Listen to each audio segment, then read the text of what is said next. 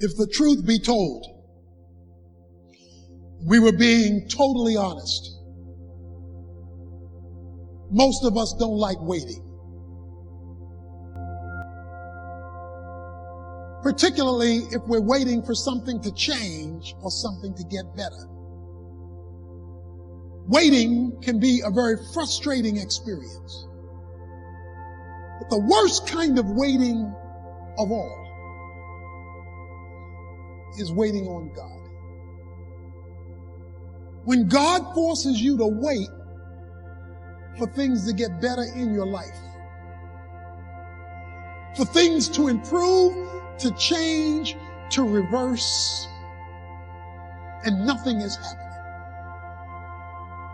And yet, over and over again in the Bible, we're told to wait on the Lord. The most difficult place for you to be in life is in God's waiting room.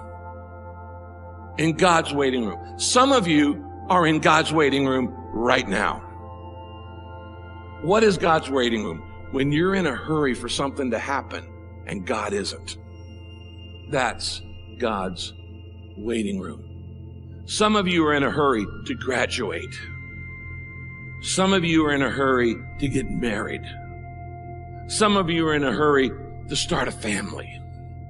Some of you are in a hurry to launch a new business, to close a big deal. Some of you are in a hurry for a big goal, a big dream, a big accomplishment. Some of you are in a hurry for all kinds of different things, and God isn't. And one reason we get in a hurry is we think we're falling behind. Our friend is getting married. Our coworker got promoted. The neighbors moved into a new house. We got to make things happen. We're being left out. Well, here's the key. What has your name on it will not go to anyone else. We don't like to trust somebody else's timing. Why? Because we lose control. And so we rather than trust God, because trusting God means, my goodness, I actually have to trust God. We'd rather go, listen, I like the plan and purpose you have for my life, but can we do it my way? And here's the funny thing.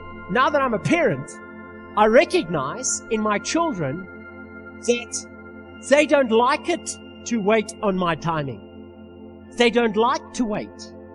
They don't like to chill and be patient. But the thing is, if they would just trust my timing, they would recognize it's for their good. It's for them to be blessed and prosperous.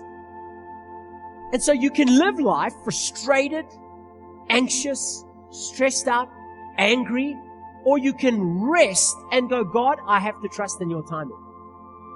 Another thing you have to learn in life is that a delay is not a denial. There's a big difference between no and not yet. Now, immature children don't know the difference. You tell a kid, not yet, they start crying and having a hissy fit because they think it means no. They don't understand a delay is not a denial. We all have things that we're waiting for. Problem to turn around. When it's taking longer than we thought, it's easy to get discouraged, to become impatient. But sometimes it's not happening because we're not prepared for what God has prepared. You need more time to grow, to develop, to gain experience. Patience is developed in the wait room. Before you see what God promised, God will send you to the wait room. You may not like it. Other people are in the game, making progress. You're stuck waiting. You may not see anything changing, but something is happening. Patience is working. You're growing, developing, getting you prepared so you can sustain what God has coming. Don't get discouraged because it's not happening as fast as you would like. When He knows you're ready, what you give birth to is going to be much bigger than you've imagined. Maybe you've been praying, being your best, but you don't see anything changing. Have a new perspective. You're in the wait room. You're not falling behind. God has you right where He wants you. Now do your part and wait with a good attitude. Thank you that what you promised is on the way. If you will wait with the right attitude, after patience has done its work, you're going to see promises come to pass. Don't allow a moment of agony to make you draw a conclusion about life prematurely. Because if you just keep on walking with God, God has a way of making everything all right. But He warns us that the steps of a good man are ordered by the Lord. Now, the term steps implies process.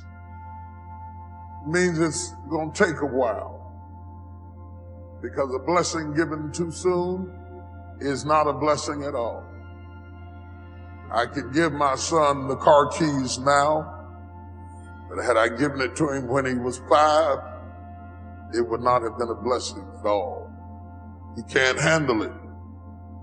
So would I be a good father if I gave him a good thing too soon? Sometimes my goodness is proven by my ability to say not yet. You see, while you're working on your project, your goal, your dream, your vision, God's working on you. And God's much more interested in you than in what you're trying to accomplish. Because you're not taking your accomplishments to heaven, but you are taking your character. And sometimes God says, yeah, I intend to give you what I've promised you. I intend to answer that prayer. I intend to fulfill the vision, but you're not ready yet. I want you to grow, and when you're ready, then it's going to happen. And I'll admit, I don't like to wait. I like to make progress. I like to get things done. But I've learned some things take time. So much is developed in the process. When you're doing the right thing, but nothing's changing. Remember, something is happening. You're growing. You may not like it, but you can't bypass the process. David said, God, my times are in your hands. I not only trust your ways, but I trust your timing. When I'm ready, when I can handle it, you will take me to new levels of my destiny. Something may have your name on it. You know God has put it in your heart. But if it happens too soon, the blessing will become a burden. Sometimes God proves His love to us by what He's not letting us have. We just have to spend more time in the weight room, growing, learning to trust God, learning to keep a good attitude when things aren't going our way. The sooner we pass these tests, the sooner God will release what belongs to us. You can never lose faith. When you don't see no way how, you have to buckle down and keep believing. God is always coming. The moment you ask God for something, He boxes it up and He ships it to you. It's going to come. He just don't tell you when. But He don't tell you when the package is going to arrive. So here's the deal. He wants you to stay in faith to receive the package, because He only delivers to Faith Street. That's how it works, man. Let me tell y'all something. Being successful is not a magic trick.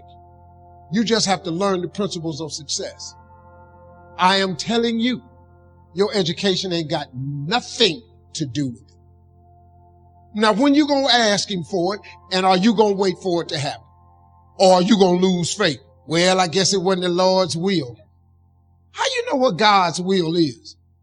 It all happens at an appointed time, but you have to stay in faith for the appointed time to happen for you.